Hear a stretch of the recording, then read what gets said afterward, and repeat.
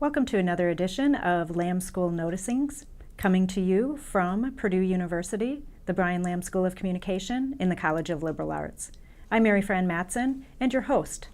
It's been a very exciting week here in the Lamb School. Lots happening, a few things to talk about today. First of all, we launched PIC, our Purdue Institute for Civic Communication, with lots of events that occurred over a period of a few days.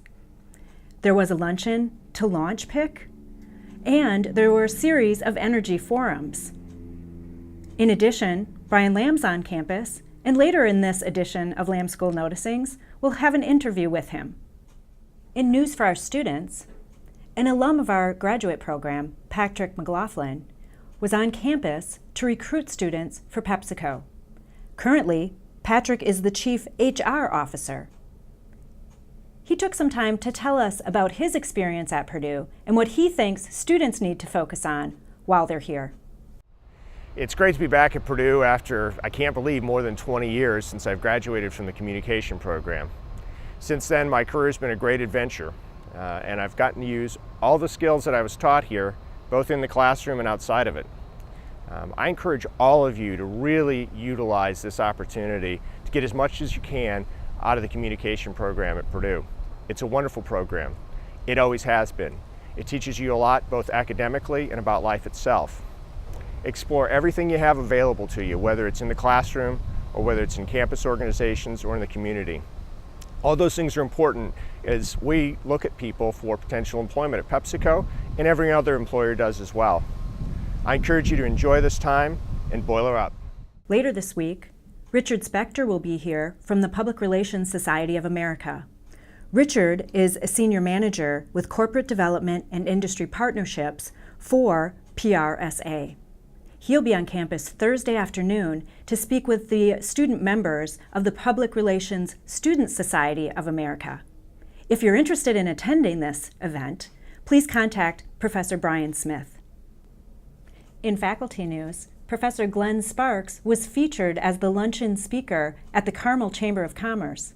He was there to talk about his memoir, Rolling in Dough, Lessons I Learned in a Donut Shop. Glenn tells me there were more than 200 people at the event, and it also featured a book signing afterwards. My favorite type of donut has sprinkles on it. How about you, Glenn? As part of the launch of PIC, Brian Lamb was also on campus. I had the enjoyable opportunity to sit down and talk with him. Full coverage of that interview follows. How you see the school changing based on the new world we live in, and just the current day shift in population, and whether the school is going to be as big as it used to be and things like that. But what's changing in the curriculum? I think some of the key changes, kind of both within our school and then really even across our campus, in trying to respond to what's going on both nationally and globally, is kind of a growth in the understanding of the importance, really, of what we do in communication and the variety of things we need to be able to do and to train our students to do, both in terms of research and practice. To be able to respond to the just constantly changing environment out there that includes all the different communication technologies.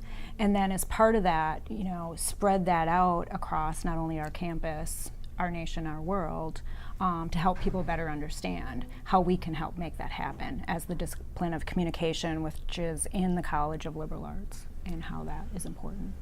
In your case, what's the difference now looking at the world as an administrator compared to what it was like when you were teaching?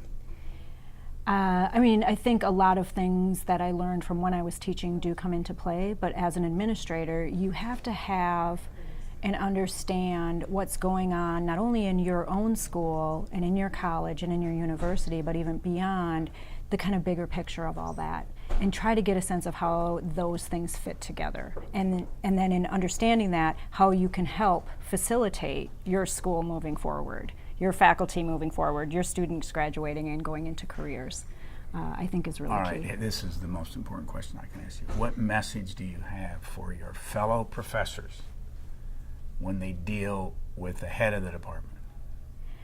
that you didn't know before? I think the most important message is to try and help them understand that everything we do, teaching, research, scholarship, decision making on a daily basis relative to all those things, involve a lot of different complications in order to respond to our ever-changing environment. And to kind of keep that in mind when you're not only yourself as a faculty member responding, but when you're interacting with the head of your school, with your students, with your colleagues, with people outside of our school, and so on. Have you changed your mind about what a department head should be now that you've been in that job? Yeah, I probably have. I mean, even though it's been a short period of time, I think I didn't really understand coming in how complex it really is and how many different things that you have to juggle. But I have a better appreciation for that, and you just try to respond to that as best you can.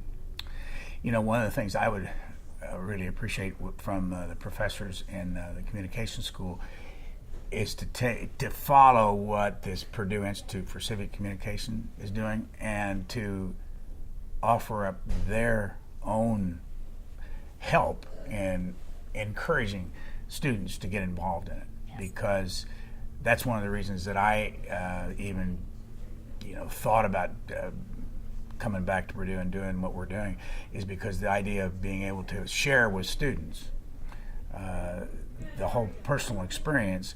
And in order to do that, we got to get students from the classrooms of some of the other professors in the school to go to the Carolyn Curiel's PICC, Purdue Institute for Civic Communication, getting them involved there, and often their work is outside of the classroom. It just gives us an opportunity to get the best, most interested students involved. Yep, I agree. And I think that the Institute for Civic Communication does have opportunities built into it, from what Carolyn has told us, opportunities built in where faculty can do that through different opportunities, situations for them. And so we're looking forward to those, and I do encourage our faculty to take advantage of it. Well, the faculty's had a lot more experience than they may even think in that world. Mm-hmm. I mean, not only some of them have taught for years and understand what is of interest to students, but in your own case, your own personal experience, what you teach in the classroom is really dynamic. Mm-hmm. I mean, I sat in your classroom one day and couldn't believe just watching the students respond to your personal story, which I think it's incredible that you do it. And I know you're probably going to miss that while you're in this administrative job. But teaching young folks the personal life experience doesn't hurt anything. You can teach them all the theory, which is important, all the logic and rhetoric and the speech and the things that this school does, but also passing along your own personal experience, like in your case or anybody's case, is very helpful. Mm-hmm. I think so too. I'm just kind of amazed by how initially the students might not understand why they need to get involved in a service learning project during a small group communication class, and especially since that service learning project is about motorcycle safety. But then when I talk to them about my story and about really how the issue of motorcycle safety really does involve everyone out there in the community, and that they, through their experiences in the class working on the related service learning projects, can then gain experiences and then take those out into the world through their own career path. Because anything that we learn and talk about relative to motorcycle safety can apply to any other topic beyond motorcycle mm-hmm. safety.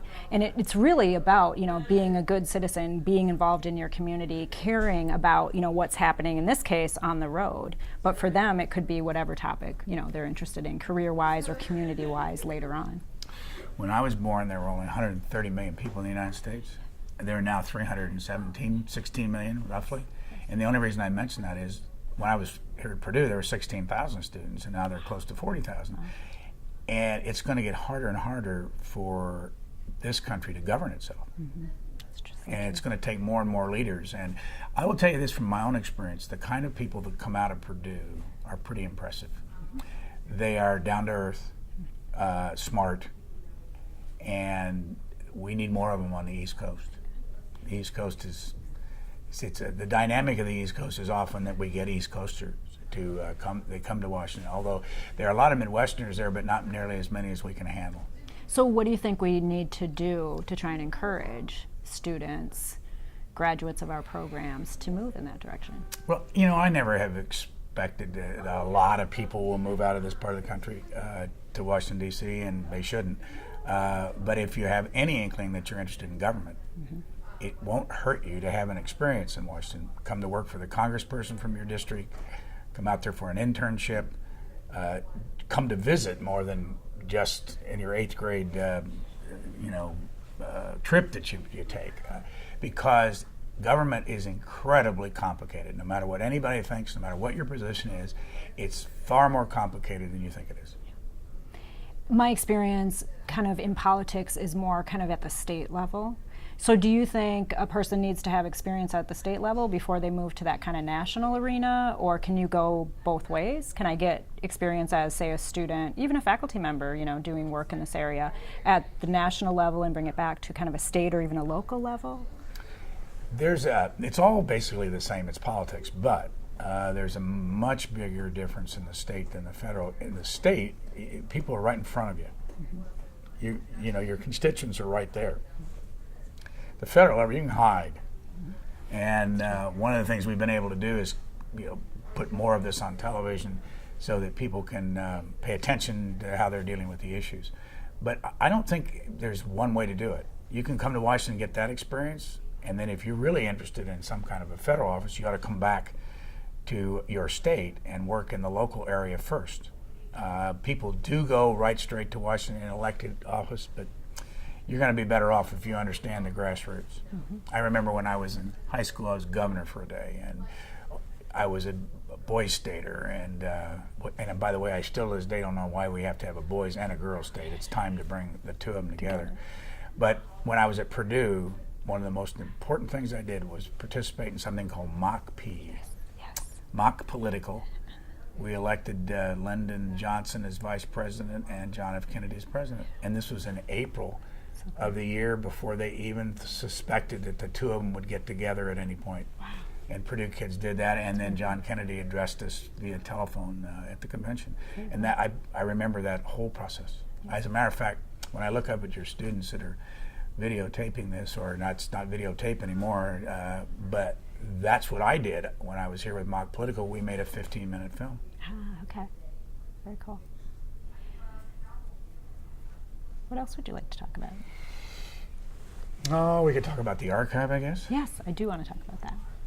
That's another thing I'd really like to see our faculty members, graduate students engage more in. Because I do see a variety of ways that really each and every area of our department, each and every research area, teaching areas could all integrate that in some way into the work that they do. Well, the fact of the matter is that everything that's being discussed in these classrooms eventually finds its way into the political system. And I don't care what your expertise is. You can find, with our 200,000 hours that Professor Robert Browning has captured over the last almost 30 years, you can find all kinds of things will help you teach if you want to use video. I know a lot of professors don't like the video thing, but you can also assign it to students to look at before they get to class. They don't have to look at 6 hours of it. They can look at it, 30 minutes, 45 minutes of something as an assignment. And I think you'd be surprised. We have a search engine, and Robert, of course, is on campus, so he could help any professor that wanted to know how to use it.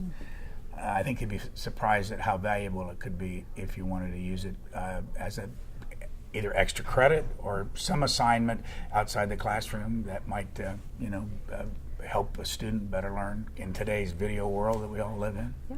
And it also teaches them how to do research, and through the search engine, kind of work through that process in order to gain the information that they want from it. I don't think people understand how much Robert Browning did for our country. He invented this archive. It no longer belongs to Purdue. It now belongs entirely to C-SPAN. We bought the rights back, and Robert works for us on a full-time basis. Plus, he teaches. But I don't think people realize what he did. No television entity has ever done what he did, and that is capture every minute and then be able to make it available free of charge to the public. And it's going to probably mean a lot more to people 100 years from now than it does now in a strange way, because people aren't going to believe what they can see. And they ought to take advantage of a Purdue professor, originally from Indiana, from Evansville, although he did go to Marquette, to. I went there too. I know you did. Okay. And that's why I said it. But I mean, take advantage of having his expertise here, and we're looking forward, by the way, to November conference that's going to be held in Washington. That Patrice Busnell, Steve Wilson, and Howard Seifer, and Glenn Sparks, and all, and Robert and Carolyn Curiel, and all are involved in. They're going to come to C-SPAN with the Communications Association, and we really appreciate that. That's going to be that's a good thing to look forward to. Yeah, and the neat thing about that, I think, is that also is designed to actually bring in researchers, graduate students from around the country in our discipline to kind of understand and appreciate the value of the archives for the work that we do. I mean, there's a tremendous amount of opportunities there for a research project. Mm-hmm. Oh my gosh, absolutely. You know, you can, I mean, in today's, I mean, you watch these young folks deal with video. I mean, it's just, Yeah, no you know, kidding. I can't do it. But Yeah. I'm amazed that they grew up using the computers and the Twitter and all the Facebook and all that stuff. But more importantly, they know how to edit on their computer and can come up with some very dynamic stuff. Right. As you're doing with this whole thing right here. That brings to a close another edition of Lamb School Noticings. If you have noticings for the future, send them to me at mmatson@purdue.edu. That's MMATTSON@purdue.edu. And check out our social media. See you next week.